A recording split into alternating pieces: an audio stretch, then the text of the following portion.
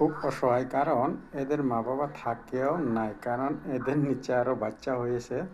তো মা বাবা তাদের দায়িত্ব নিতেছে, এদের দায়িত্ব নিতেছে না, মানে এদের মুখে তুলে খাওয়াতে হয়, খাওয়াচ্ছে না। এর জন্য এরা এখন খুব বিপদী, নিজে নিজেই খাওয়া শিখছে। দেখো এখানে এরা কিভাবে খাচ্ছে, যে এখানে চাউল দেওয়া আছে, এরা উঠাচ্ছে আবার খাচ্ছে, ঠিক আছে। তো সেই মানুষেরাও যে সময় তার এক বাচ্চার নিচে আরেক বাচ্চা হয়, তো উপরের বাচ্চা তার দায়িত্বটা মা নেই না। তো তাদেরকে কে দায়িত্ব নিতে হয়? বাড়ির পরিবারের সবাই তার দায়িত্ব নেই।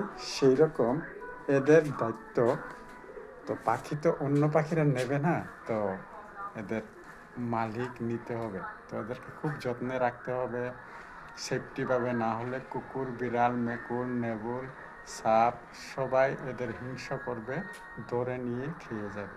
খুব হুঁশিয়ারে রাখতে হবে। এরা উঠতে পারে না, যখন উপরে যাবে না, এরা নিচেই থাকবে। তো দিনভর এভাবেই ঘুরবে। আজকে থেকেই তাদের এই অবস্থা, কারণ মা বাবা আর দায়িত্ব নিচ্ছে না, তারা নিচে নেমে এসেছে। এরা এখন থেকে নিচে থাকবে। সবাই ভালো থাকবেন, সবাই পাশে থাকবেন। আপনাদের পাশে আসি আমি। ভালোবাসা অবিরাম সবসময় সবাইকে দিতে চাই, নিঃস্বার্থভাবে ভালোবাসাটা।